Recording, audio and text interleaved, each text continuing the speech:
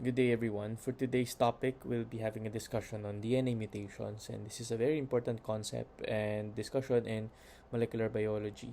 But our focus for DNA mutations would focus more on the basic biology of mutations. And as far as we know, mutations are very common in the biologic systems, and it can actually has an implications in terms of our the development of disease. Now, what are mutations? Now, mutations are the changes in the nucleotide sequence of the DNA.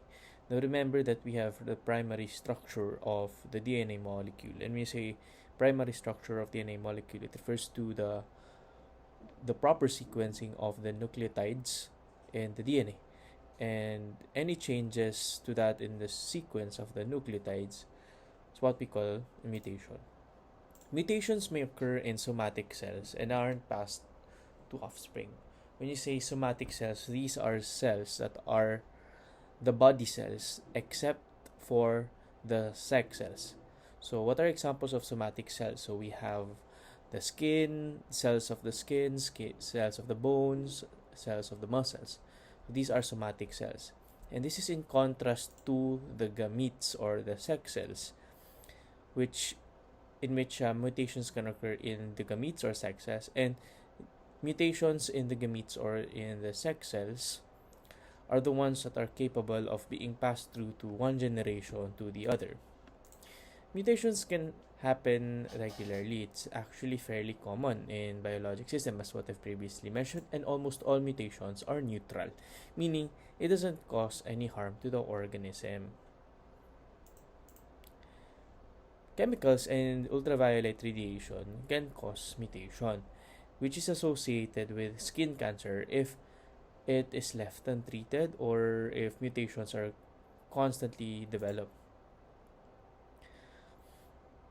In ultraviolet radiation, it has a capacity to form thymine dimers, and these thymine dimers causes an alteration of the primary sequence of the nucleotides, or it causes a structural change in the primary sequence of the DNA, which eventually can cause cancers. Now, this illustration shows you examples of skin cancers that are very common, especially in Caucasians. When we say Caucasians, these are white people, or are the descendants are of white in origin. So, skin cancers are very common, and most of it is due to sunlight exposure.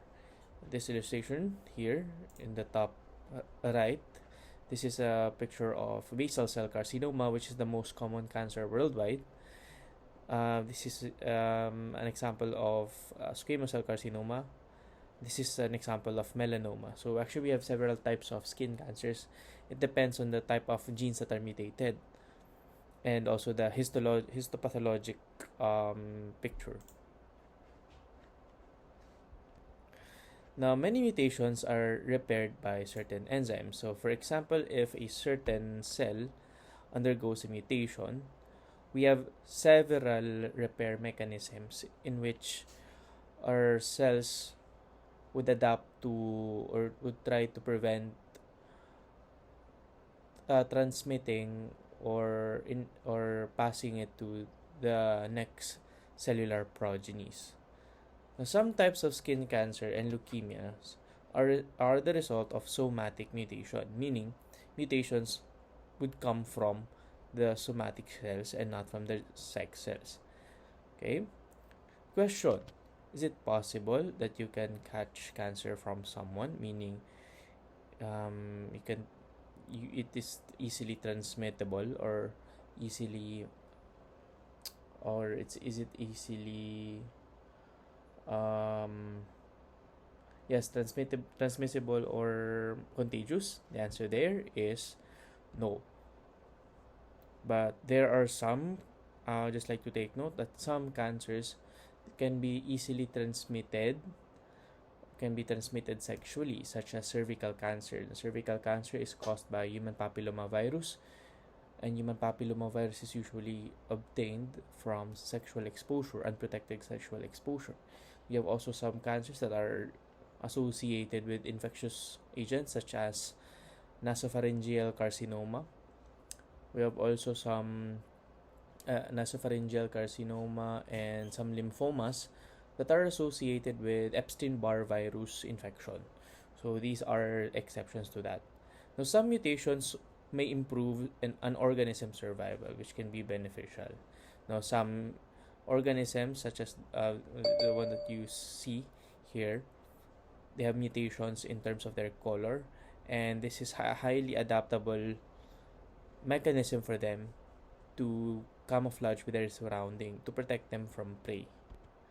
We have several types of mutation, but there are two major types of mutation. We have chromosomal and genetic mutation.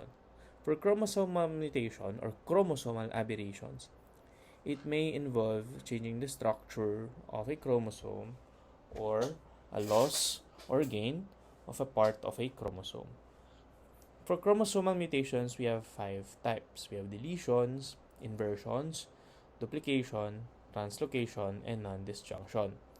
When we say deletions, these are due to breakages of the chromosomal structure. And in this deletion, a piece of a chromosome is lost. Okay, deletions of the short arm of chromosome number 5. For inversion, this involves chromosome segments that breaks off, and the segment flips around backwards and then reattaches. So perfect illustration of inversion is like this. So you have a break in chromosome, and then the segment flips backwards and reattaches. So you have you have a different you have now a different sequence of the DNA and the chromosome. So this is also a type of chromosomal mutation or chromosomal aberration. Duplication occurs when a gene sequence is repeated. So for example, in this illustration, this is the normal chromosome, and you have this segment of a chromosome, and this segment is doubled, and this is what we call duplication. It's fairly easy, right? So this illustration shows you the summary of the several chromosomal aberrations that we have discussed. Okay, duplication occurs when there's an extra the same segment is duplicated, or you have another copy that is inserted within that chromosome. Deleted, of course, you have a certain portion of a chromosome that is removed. Inversion, as what I've previously said, you have a break, a segment that is broken off, and then the segment flips around backwards and reattaches.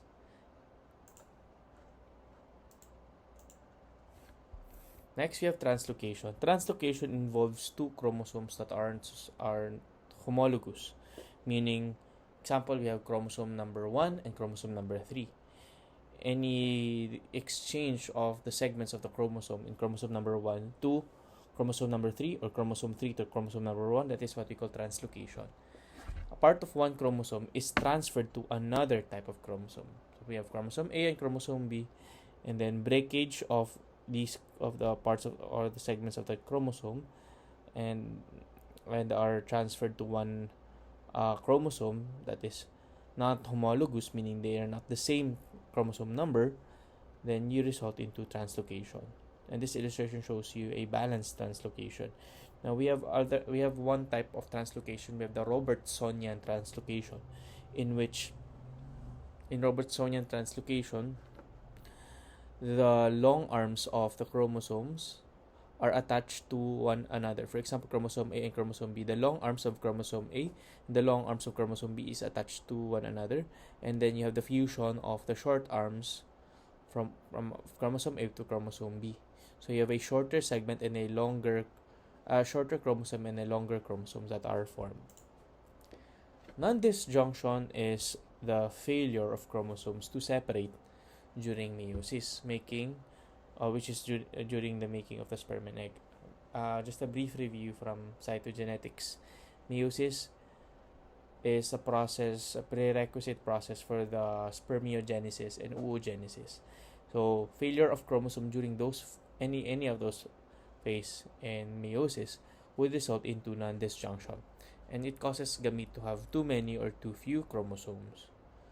So again, this is an illustration of non-disjunction. This is the regular meiosis. There should be a segregation of the chromosomes. But for non-disjunction, there's a failure of one chromosome, of the duplicated state of the chromosome, to separate from each other. So therefore, this cell has more chromosome than the other one.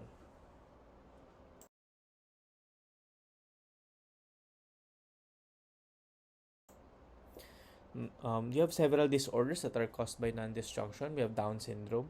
But for Down syndrome, there are three major causes of Down syndrome. First, the most common is the non-disjunction, leading to trisomy 21. We have also mosaicism, and we have the Robertsonian translocation of chromosomes 14 and 21. We have Turner syndrome, which is you have monosomy X, meaning you have no extra X chromosome. You have only one X chromosome. Klinefelter syndrome is that you have an extra X chromosome. This is trisomy X. You have extra X chromosome. Now, this illustration shows you the normal female karyotype. So, we have 23 types of chromosomes, each of which has 2 sets of chromosomes. Okay? And a normal female karyotype is that you have 2 X chromosome and you don't have any Y chromosomes. You have a total of 46 chromosomes. This is a normal male karyotype. For a normal male karyotype, you have one Y chromosome and you have one X chromosome. For Down syndrome, you have an extra 21 chromosome. So you have a total of 47 chromosomes. So this is a trisomy 21, meaning you have an extra 21st chromosome. Okay, same as here in trisomy 21. So these are the usual clinical features of Down syndrome. The typical phases of Down syndrome: you have an epicantic fold, the upward slanting of the eyes, a flat nasal bridge, and a protruding tongue. For the extremities, you usually have a single palmar crease, or what we call the simian crease. Usually you have 2 creases in your palms, but for Down syndrome, it's notable to have a single palmar crease. Also, we have in the lower extremity, we have a gap between the first and second toes, which are quite evident in Down syndrome. Yes, so as what you can see here, this is the typical phasis of Down syndrome, or trisomy 21. Turner syndrome, as what I've said, is monosomy X. You don't have an extra X chromosome. You have only one X chromosome. You have only 45 chromosomes. For Klinefelter syndrome, you have an extra X chromosome and a Y chromosome. So there's a trisomy X.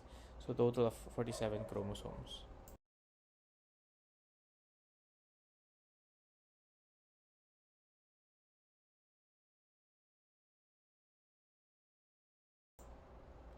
For gene mutations, this involves change in the nucleotide sequence of a gene, and it may only involve a single nucleotide and may be due to copying errors, chemicals, or viruses. We have several types of gene mutations. We have point mutations and frameshift mutations. For point mutations, we have substitutions, insertions, and deletions. For point mutation, this refers to a change of a single nucleotide. It includes the deletion, insertion, or substitution of one nucleotide in a gene. And a perfect example of a point mutation is the sickle cell disease. And sickle cell disease is the result of one nucleotide substitution, which occurs in the hemoglobin gene. Now remember, hemoglobin is a protein. It's a quaternary type of protein. We say quaternary type of protein, it consists of more than one subunit. How many subunits do we have in hemoglobin? We have 4 subunits. You have the alpha and beta. You have 2 alpha chains, and you have 2 alpha globins and 2 beta globins. Now, in sickle cell disease, you have a point mutation in the beta globin genes. So, this would result in the change in the structure of hemoglobin, which eventually result into the change of the shape of the red blood cell, which is normally biconcave, round, to form a sickle shape or a crescent shape cell.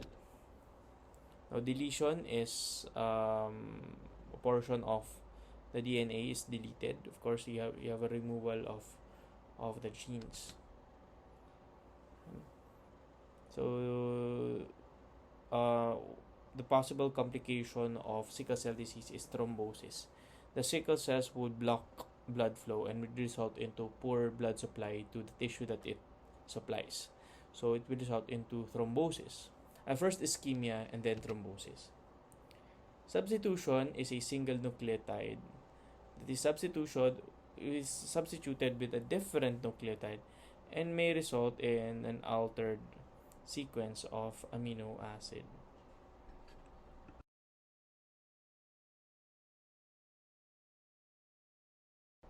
Insertions, these are the nucleotides are inserted into a sequence altering codon pattern.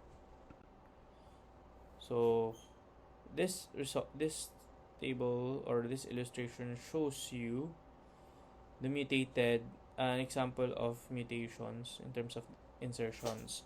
Now this is the normal nucleotide sequence of a certain gene, and as a review from the genetic code, remember that the codon would code for a certain amino acid. So this is the normal nucleotide sequence, and this is the mutated nucleotide sequence. In the mutated nucleotide sequence, we have an insertion of this nucleotide sequence that will result into a code with that will result into a coding of a different amino acid, and this will change the biochemistry of the protein that it will form.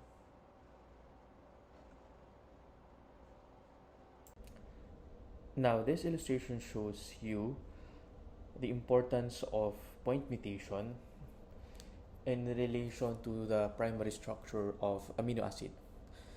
Now, this amino acid sequence is the amino acid sequence of hemoglobin that would, if there would be mutations, it can result to sickle cell anemia. Normally, in the normal hemoglobin, we have glutamic acid. Now, what happens in sickle cell disease is that you have a point mutation in one nucleotide coding for glutamic acid from GAG to GTG, which then results into valine. Now, remembering from your biochemistry, valine has a very different biochemical property as that of glutamic acid, in which valine is a hydrophobic amino acid, while glutamic acid is a hydrophilic acidic amino acid.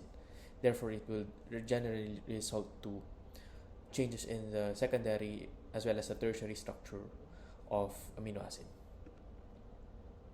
In frameshift mutations, if there are any insertions or deletions of one or more nucleotide, it results into the changes of the reading frame, like changing a sentence. Therefore, you would have an incorrectly built proteins. So for example, you have this sentence: the fat cat ate the wee rat, and a frame shift mutation, if a certain word or nucleotide is added, the entire sequence or in the entire sentence would be different. So in frame shift mutation, in deletions, if you delete a certain nucleotide, it will also result into different codons that would code for a different amino acid. So this is the original nucleotide sequence, and if you remove this guanosine residue, it will now result into this arrangement of nucleotides. And as you can see, there will be different information, or there will be a different amino acid that will be coded. Therefore, a different primary structure of proteins. Therefore, a different protein.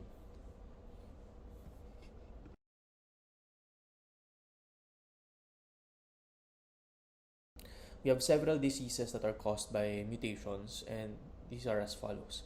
We have cystic fibrosis, which is a autosomal recessive disorder caused by mutation in the CFTR gene. Now, major symptoms of cystic fibrosis would include thick mucous secretions in the lung, leading to infection. Aside from that, patients with cystic fibrosis would have gastrointestinal symptoms such as meconium ileus. Some individuals would also have, most of these individuals would have a salty sweat. So the definitive, one of the definitive diagnosis of cystic fibrosis is determining the chloride level in the sweat. Next is sickle cell anemia. Sickle cell anemia is again is an autosomal recessive disorder caused by mutation in the beta globin gene. The blood cells take on sickle shape, interfering with normal circulation and depriving organs of oxygen. And we have also Huntington disease. This is an autosomal dominant condition caused by mutation in the gene Huntington gene.